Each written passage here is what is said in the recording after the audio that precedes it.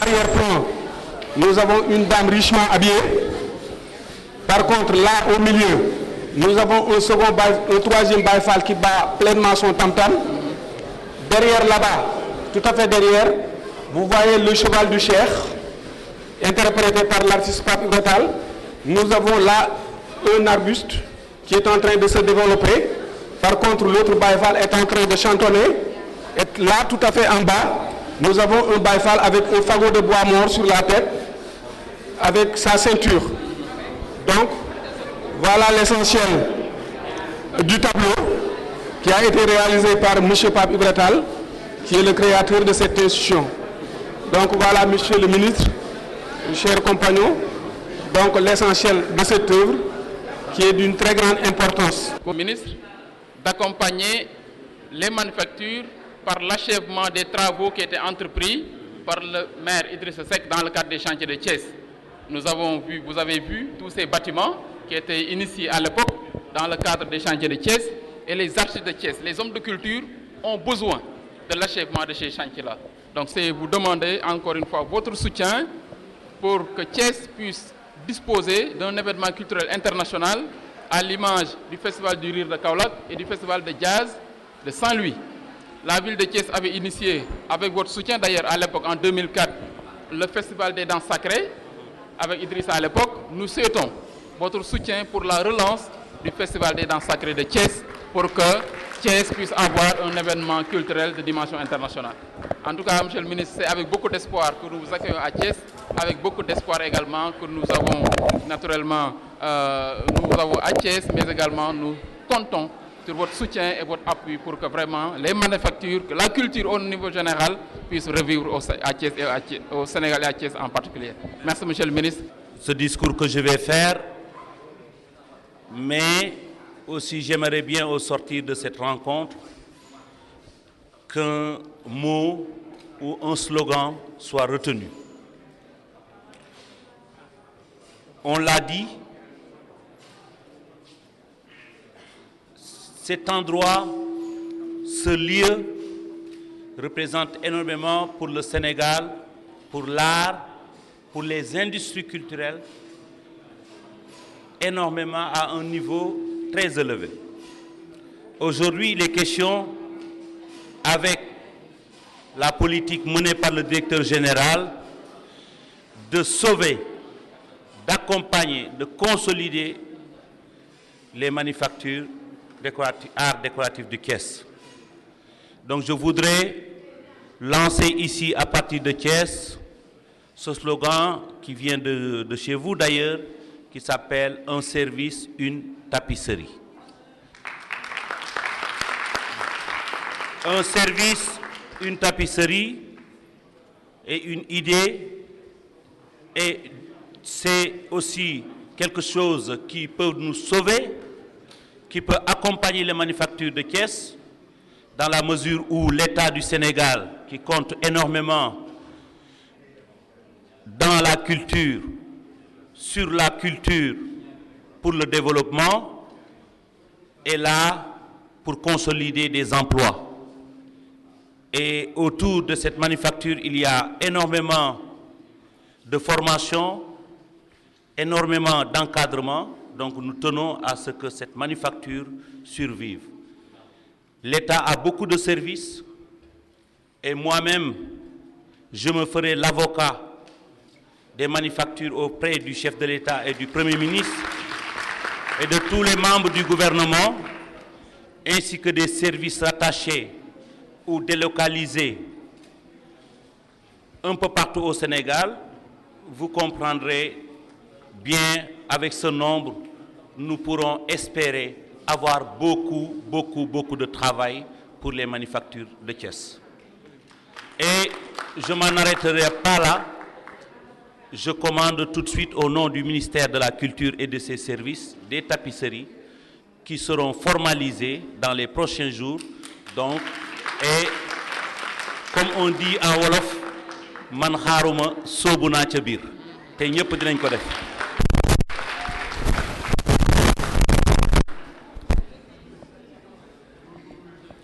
Monsieur le gouverneur, Mesdames, Messieurs les préfets, Monsieur le maire, Monsieur le président du conseil d'administration, Monsieur le directeur général, Mesdames, Messieurs les agents des manufactures de Thiès, Mesdames, Messieurs. Me voici à nouveau aux manufactures sénégalaises des arts décoratifs de Thiès en moins de 2 semaines. Comme pour sceller de manière forte ma volonté de suivre attentivement la marche de ce fleuron de notre industrie culturelle.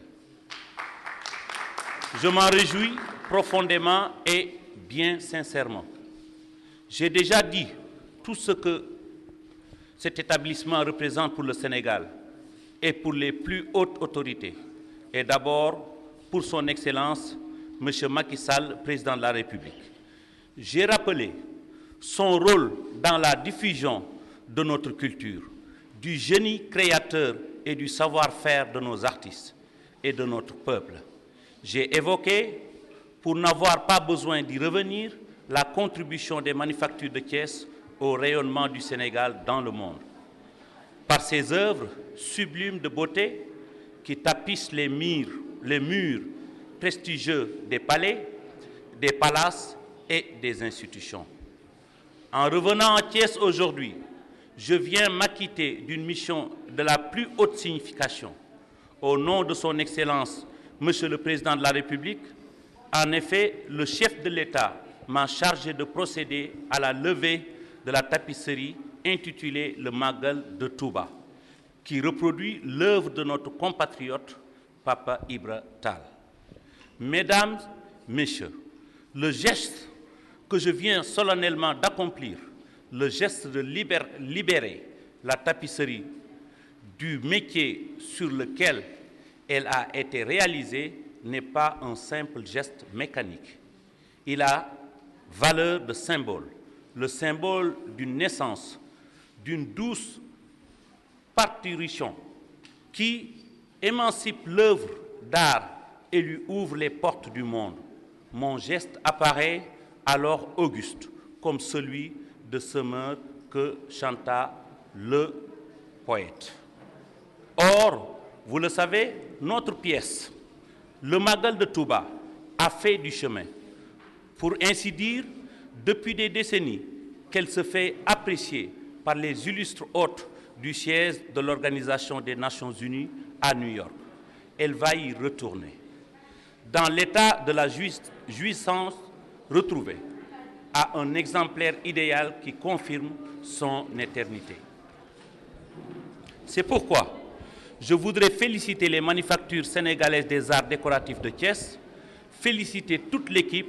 pour le travail remarquable dont cette tapisserie est une belle illustration. Votre réputation est faite. Il vous revient de la consolider et de la parfaire. Je voudrais donc vous encourager tous à persévérer dans la voie de l'abnégation et de l'excellence, qui est jalonnée de succès éclatant, vous le savez. Dans quelques jours, après un travail de finition sans relâche, le chef de l'État recevra, dans la solennité qu'elle mérite, la tapisserie Le Magal de Touba. Je vous remercie très chaleureusement à son nom. Enfin, parce que nous sortons du mois béni de Ramadan, je formule pour vous tous des prières ferventes de paix et de bonheur. Déwénati, je vous remercie de votre aimable attention. Merci. Voilà. Assalamu alaikum. maa ngi leen di nuyu comme ni ma ko dooree woon léegi wax naa ne que li nga xam ne mooy manufacture du Thiès te loolu du ma xaar muy nekk ay wax kese ministère de la culture ak service yi ko wër commandé nañu bés bii tey ci manufacture de Thiès ay tableau pour wane yoon wi loolu balaa ma doon def sama discours loolu laa bëggoon a commencer pour wax leen personnellement monsieur le maire dégg nañu li nga wax fi mu ne mën nañu considérer que ne culture du nekk parent pauvre du gouvernement bi parce que man maa ko yore te man lu may def dama bëgg mu yokku su yokkuwul du ma ko def kon incha allah dinañ ci taxaw bu baax a baax te niñ ciy taxawee loolu mooy wane fonk gi premier ministre fonk culture fonk gi président de la république fonk culture wax nañ ma ko te ñi ngi koy jëfee incha allah li ci kanam raw li bët. kon nag gannaaw bu ma nuyoo gouverneur bi nga xam ne moom moo fi toogal président de la république nuyu préfet yi di nuyu monsieur le maire Yankhoba nga xamee ni que nit ku taxaw ci développement culture Thiès dégg naa léegi li nga wax ci festival des danses yi nga xam ne sacré yi nga xam ne man ak sama xarit Idrissa Seck waxtaanoon nañ ci te incha allah dinañ ko suqali. maa ngi nuyu président conseil d'administration bi nga xam ne que moo nekk fii di sax profito ci occasion bi di ko wax ne que moom bi ma ñëwee am na lu ma waxoon loolu sotti na. ndax moom dong mooy président de conseil d'administration ci biir administration bi boo xamee ni que du jot benn indemnité loolu réglé na à partir de mois septembre incha allah dina jot indemnité en tant que président du conseil d'administration. kon it may nuyu directeur général di nuyu agent yi nga xam ne ñoom lañ fi fekk yépp ak ñi nga xam ne ñoom ñoo fi teew ak journalistes yi tey maa ngi dellu siwaat tey jii fii ci manufacture décorative art décoratif bu Thiès ci diiru ñaari semaine li tax may ñëw tey nag ñëw bu am solo la ñëw bu riche la ñëw bu am maanaa la ñëw bu am solo pour Sénégal la ndax Papa Ibra Tall di koo xamee ne ko xarañ démb tey soog a ñëw taxaw jël xalaatam dugal ko ànd ak ñoom Senghor ak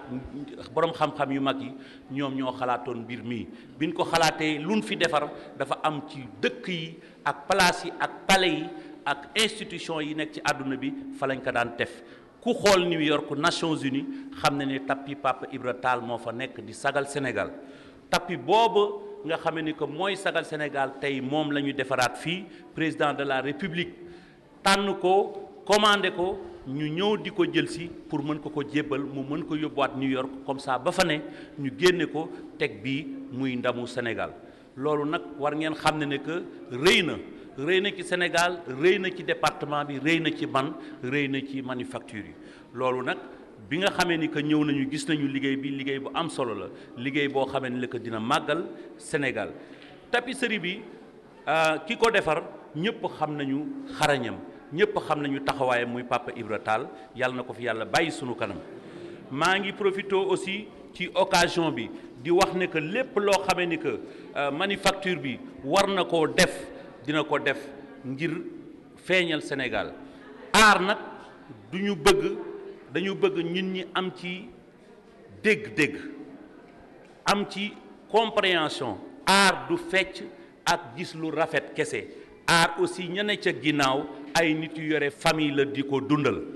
ñooñu bu ñu amul liggéey bu ñu leen fayul bu ñu respecté wul seen liggéey ñooñu duñu mën a am lu ñu yóbbu seen njaboot comme ni ko ñëpp di waxee bu ñu fàtteloo léeg-léeg ñu gis nit ci télévision bi moo ne tableau bu rafet ñu ne kii de yëfam bi rafet na waaye est-ce que la mu rafetee bokk na ànd na ak la mu yor ca poosam wala ñu gis nit mu way taxaw ci télévision bi ñu ne kii de li mu def rafet na est-ce que la mu def méngoo na ak la mu yore ci poosam te loolu pour nit ñi mën a di dund ci seen liggéey nañu respecté art bi ci wàll woowu tamit bañ rek di ko feccee wala di ko seetaan naan rafet na nañuy fexe ñuy am dara di dimbale seen njaboot loolu dama ci taxaw tembe ba dégg léegi li maire bi wax ci maanaam li nga xamee ni que mooy rôlu ci collectivité yi muy naam maire yi li ñu war a def ci wàllu culture ndax Sénégal ci politique am dafa am ay compétence mooy maanaam yu am solo yoo xam daf ko jël dindi ko yóbbante ko ci maire yi wàllu culture nag zéro la